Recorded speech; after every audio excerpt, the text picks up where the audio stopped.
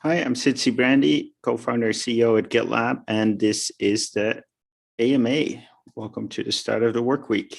Danielle, you got the first question. Thanks for putting that in. Can you verbalize it? Yep.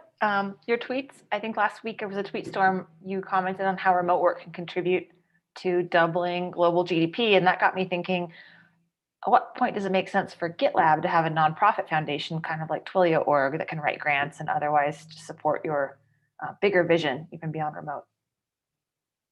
Yeah, thanks. I think with GitLab, we can, our mission is everyone can contribute.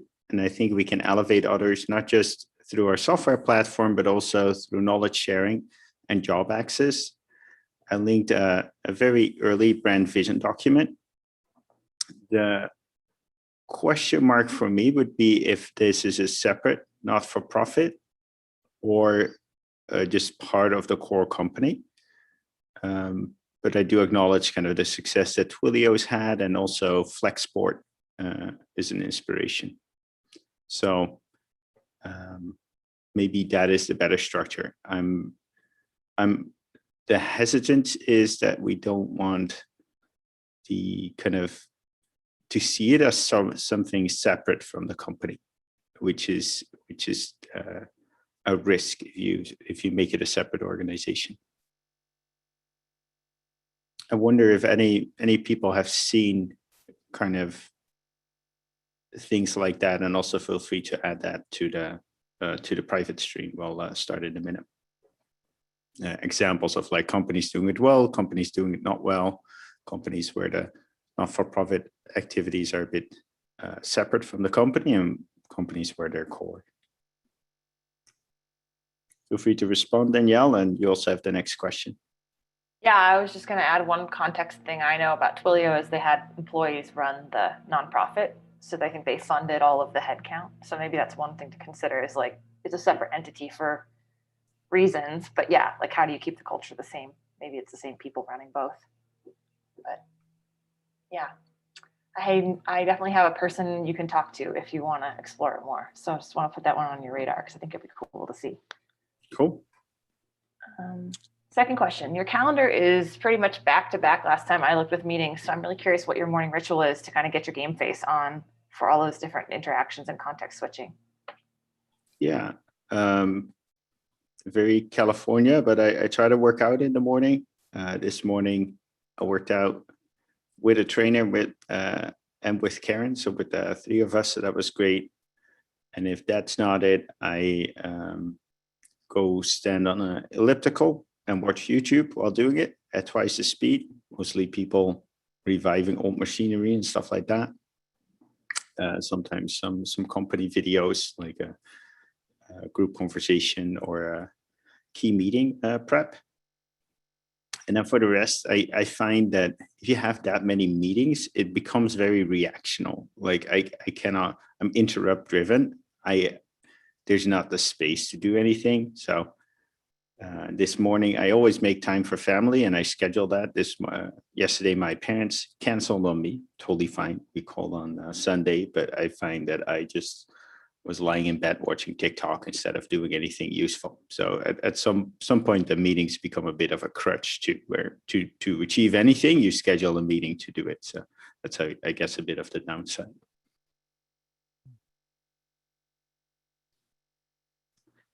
Alper. Yeah. Which projects, features, endeavors, or things generally are you most excited about these days? It can be in GitLab product, in GitLab company, or generally in technology. Cool. Yeah. No, there's more than I can talk to, so I'll do the highlights.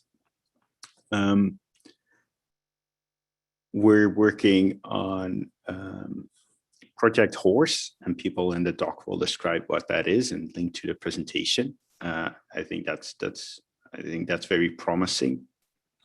I think it was really cool to see in the last post-purchase survey that as the most common reason for buying Ultimate, it was the plan features, not the secure features. So it's kind of cool to see. We already knew that secure was driving Ultimate purchases, and now according to that kind of 1 month of data, it's also the planned features driving it. So I think that's super exciting. We've been kind of waiting for that for a very long time, and it's happening. So really excited about that. I think the Bartek is doing a great job getting incubation engineering off the ground.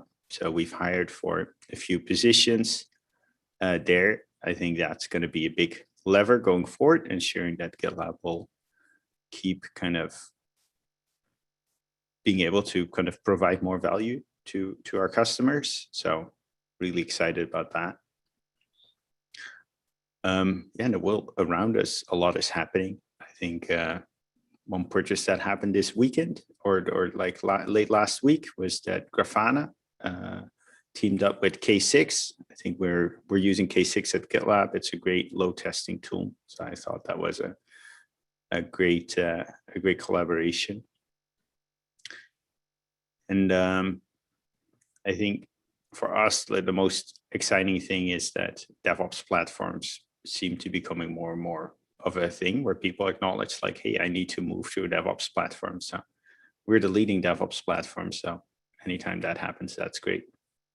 Does that address your question? Yeah, thank you. Thanks. Roos? Hey everyone. I saw last I think not too long ago we opened up the CEO Shadow program for externals as well, of course with some requirements. And I was just wondering, one, like, did we receive a lot of applications already? And yeah, is somebody external going into the CEO Shadow program?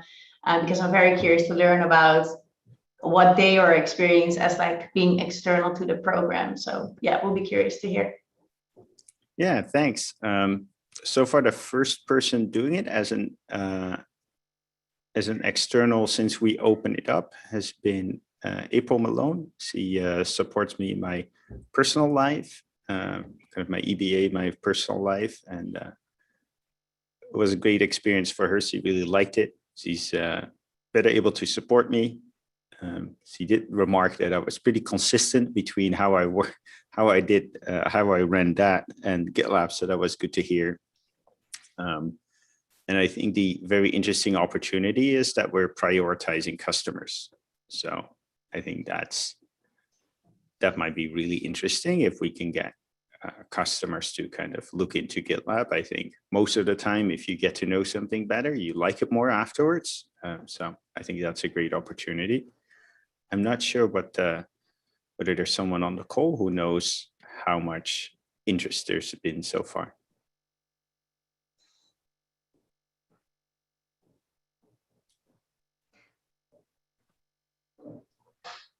I don't know if Sherry's on. She probably has more context about external. Does anybody else have any questions for the public stream before we switch to the private stream?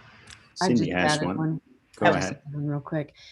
Sid, can you share your thoughts on the importance of the security capabilities for our success going forward? I think they're really important. I think that one post-purchase survey doesn't make summer. I'm not sure that's an expression in English too that I'm butchering right now, but I think our secure capabilities are driving most of the ultimate purchasing today, and I think they will also do so in the future. I think that's because of a couple of reasons. It's because security is super important to customers, and it's getting more important. You can look to the guidelines from the Biden administration, for example.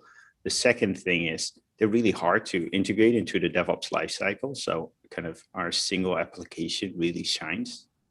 And the third is that a lot of the secure capabilities are monetized, and they were added relatively recently. So we were able to put them in Ultimate, where kind of Ultimate didn't exist when we monetized some of the other capabilities, and we don't move stuff out of the open source version, and we try not to shift too much around because it's not great for customers. So I think for those three reasons, I explained the current success, but I see all three continue in the future. But it is encouraging that it's not just secure anymore. So nothing taken it. And what we're seeing is not that the secure is becoming less important. It's just that something else is also becoming important. And the growth rate of Ultimate shows that it's additive. It's not that secure is decreasing. It's just that there's now more power behind it. Can I ask a follow-up question on that one? Sure. I guess when you mention it helps us sell Ultimate, I get this idea in my mind that these are all bigger companies buying these features, but I actually don't know if that's true. So I was wondering if you would express a little bit about kind of what you think the adoption journey for Secure will be like. When does it go down market into SMB, or kind of how you think about who buys it? Yeah, it's tempting to think of our tiers as corresponding to the size of companies. That is not the case. We have buyer-based open core. So it's not like Ultimate is for big companies. Small companies need to stay secure as well. So they're also buying Ultimate. In fact, my suspicion is that for the importance of the plan capabilities, that is probably more prevalent amongst smaller companies because it's easier for them to switch. If you're already entrenched with an existing plan software, it's harder to switch, and the bigger companies tends to be super prevalent. There's a lot of workflow set up. So that might also be one of the reasons that plan is now coming up in the post-purchase survey. And it's kind of on an equal footing if you look at the frequency. I think if you look at revenue, probably Secure is driving a lot more revenue, but because it's smaller companies kind of buying Ultimate for a plan, they have a smaller order size, but they have more, like relatively more orders compared to the revenue. So that's why in frequency, order frequency, which is the post-purchase survey, you see both on equal footing. That's my thesis. I don't have data to back that up. Thank you. All right, I am going to stop the public stream and then I will restart with the private stream.